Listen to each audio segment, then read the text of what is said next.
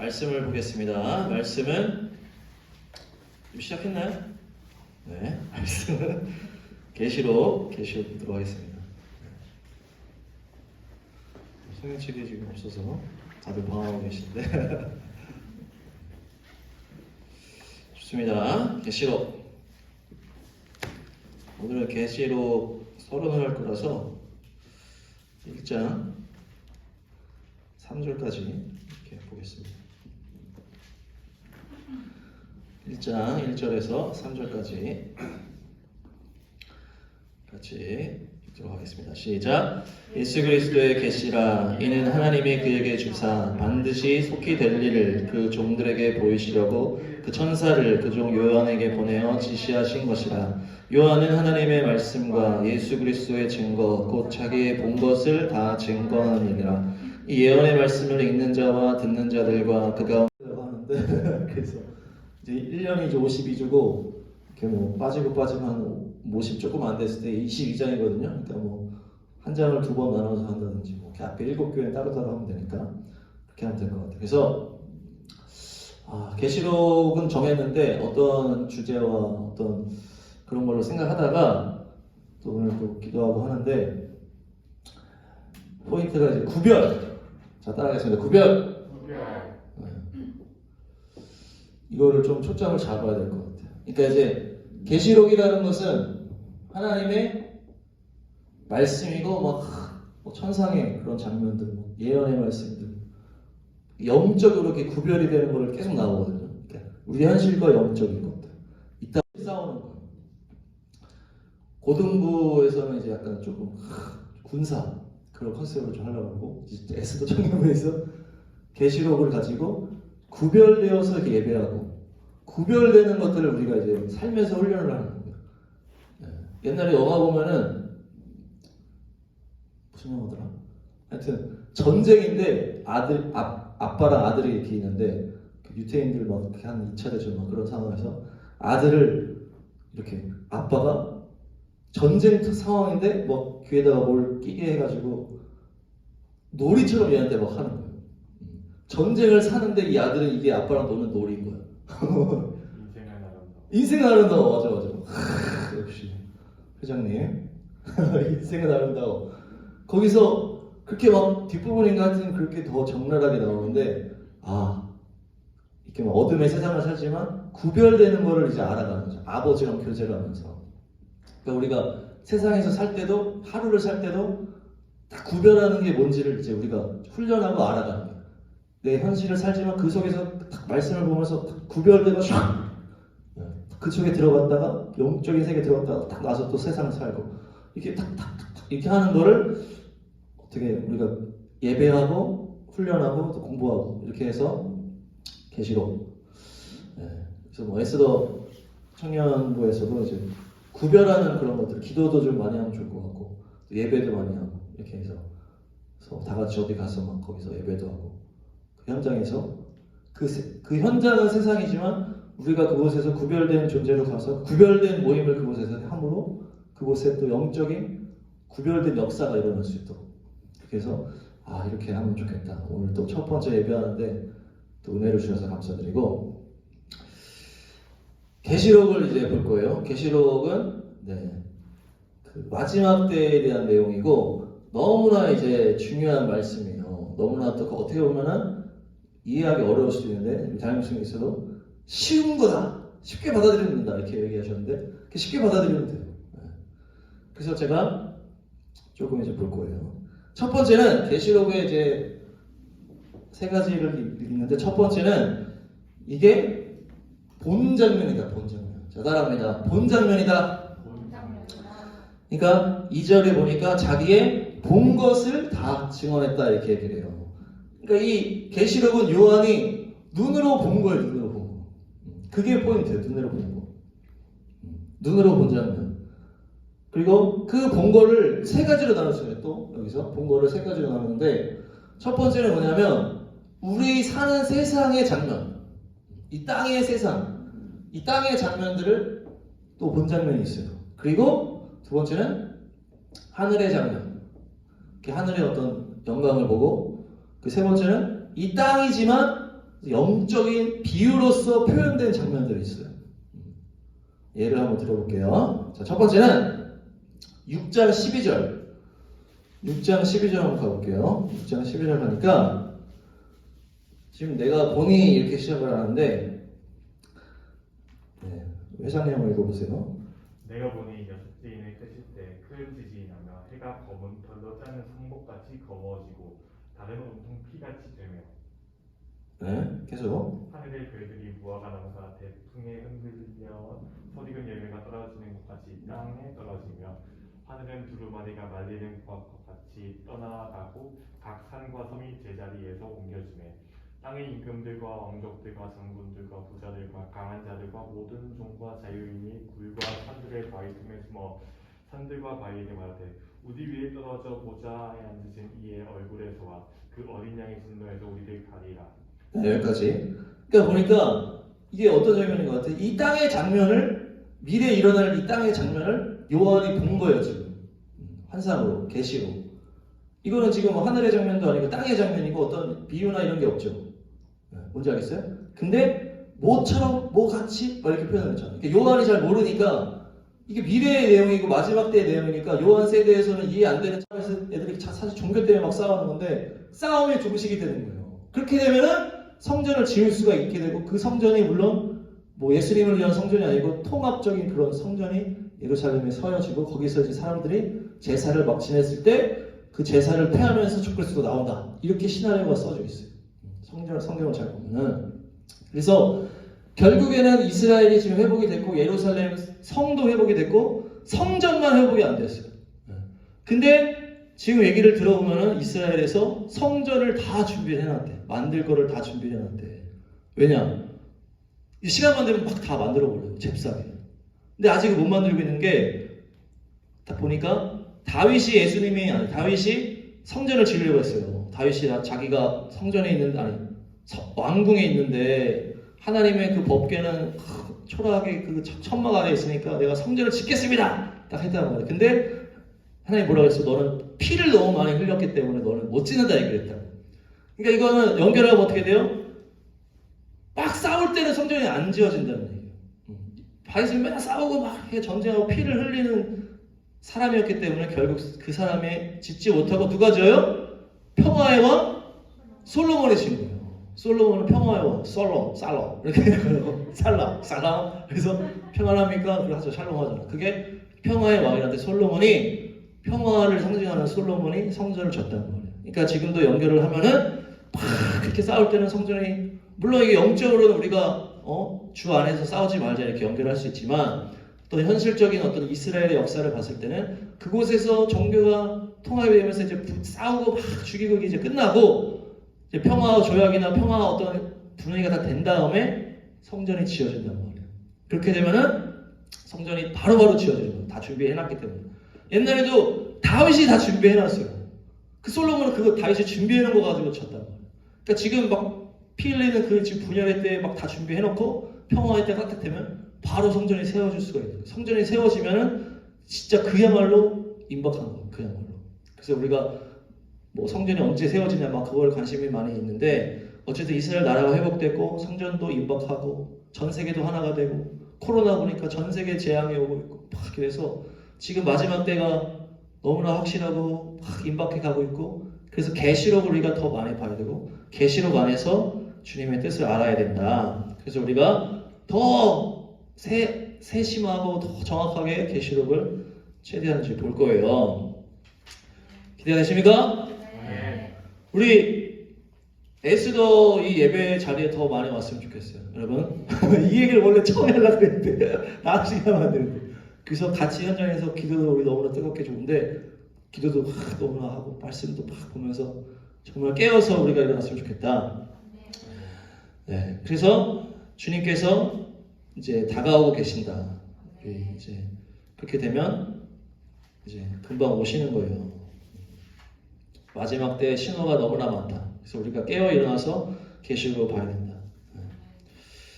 특별히 이제 아까도 얘기했지만 이것은 마지막 때에 관련된 말씀이기 때문에 어떤 옛날에 있었던 이론들이 있을 거 아니에요. 옛날에 신학자들 얼마나 많았어요. 막 어거스틴이나 막 칼빈도 있고 막 그 사람들이 얘기한 거에 대해서 우리가 거기에 너무 휩쓸리면 안 돼. 그 사람들이 뭐 다 틀린 건 아니겠지만은 이 마지막 때에 대한 계시록이기 때문에 우리가 더 알 수가 있다는 얘기. 우리가 더.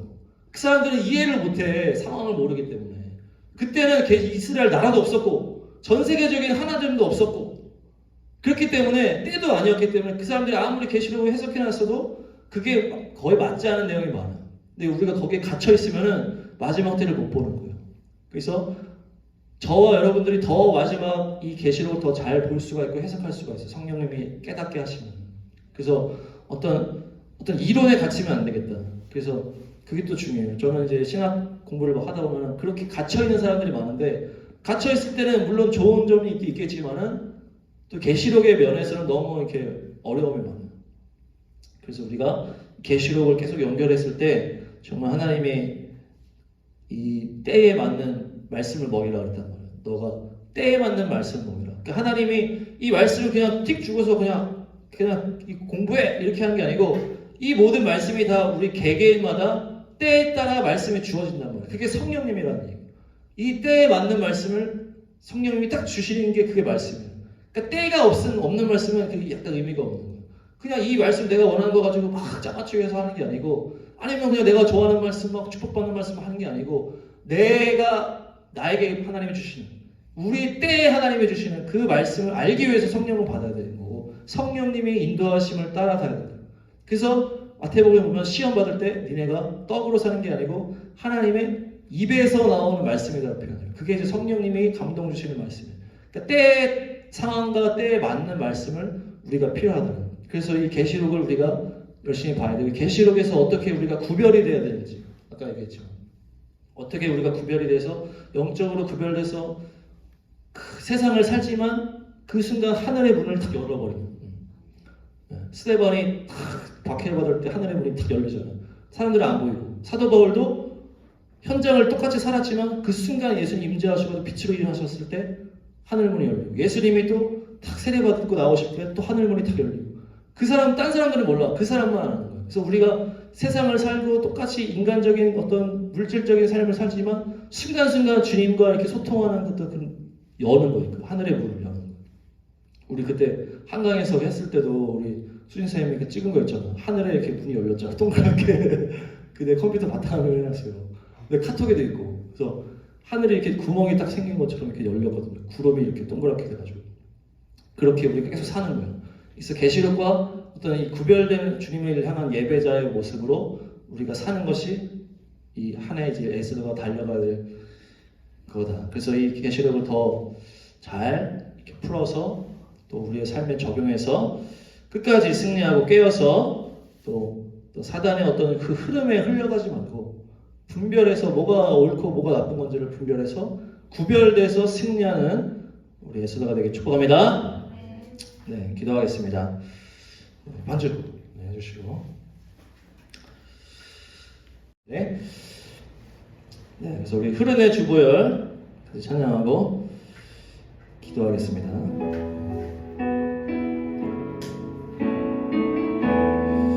흐름의 주보열 흐름의 주보열 깊은 곳 흐름의 주보열 내맘 깊은 곳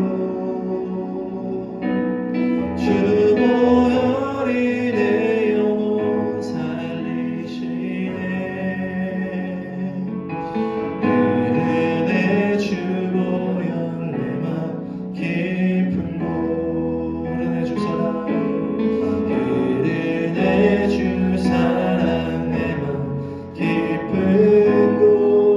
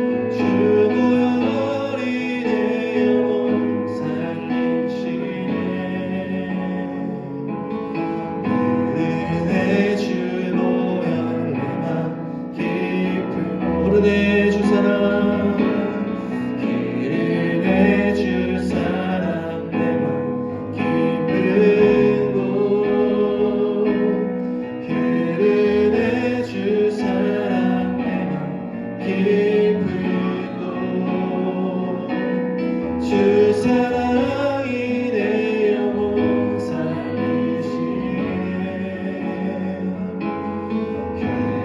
그대 주 사랑 내맘 기쁘고.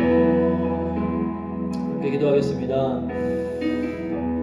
지금 함께 기도할 때 주님, 내가 마지막 때로 갈수록 더욱더 순결하게 주의 사랑 안에 있기를 원합니다. 주님의 십자가의 그 보혈 안에 있기를 원합니다. 더욱더 죄악이 가득해지는 이 시대 가운데 우리가 살지만 구별된 하나님의 자녀가 되고 구별되어서 주님을 예배하게 하시고 구별되어서 주님께 기도하게 하시고 구별되어서 주님을 찬양할 수 있도록 아버지, 우리가 구별된 주님의 신부가 될 수 있도록 마지막 때 세상에 휩쓸려가는 것이 아니고 거룩하게 죄에서 구별되고 거룩하게 큰 성 바벨론에서 구별되어서 주님만을 예배하고 주님만을 사모하는 우리가 될 수 있도록 주님 이 시간 우리의 심령이 정결하고 순결하고 청결한 마음이 될 수 있도록 우리 주여 세 번 외치고 함께 기도하겠습니다. 주여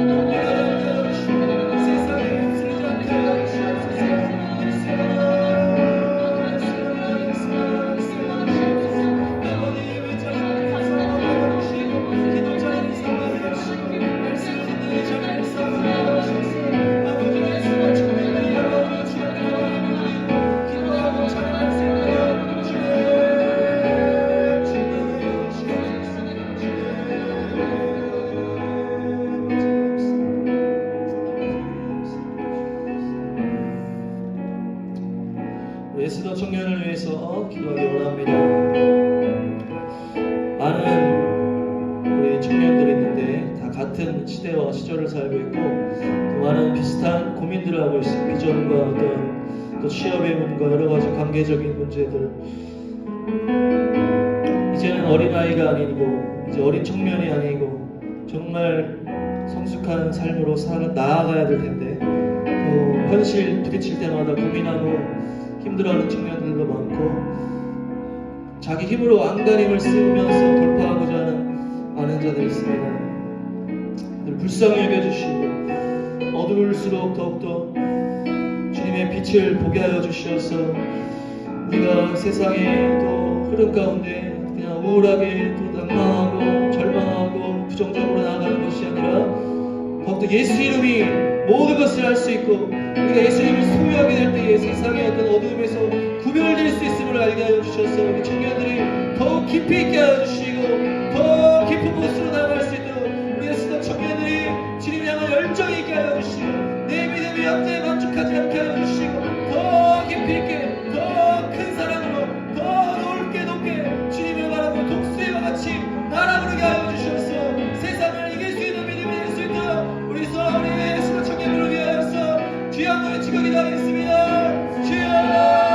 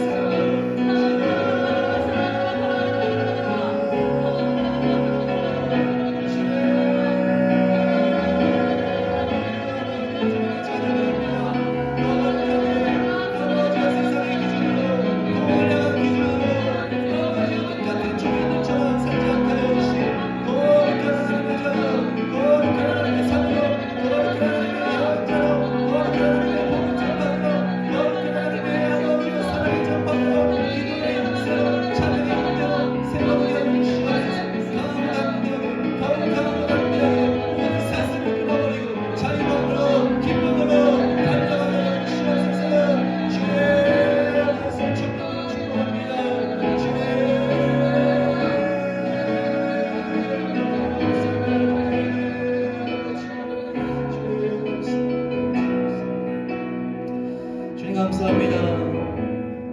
우리 청년들 주님이 너무나 사랑하시는 청년들입니다. 이 어두운 시대 가운데 주님이 보고 계시는 귀하게 아끼고 보배롭게 여기며 여기까지 인도하시는 귀한 하나님의 자녀요, 하나님의 용사요, 하나님의 사랑의 그릇이요 통로임을 너무나 감사를 드립니다.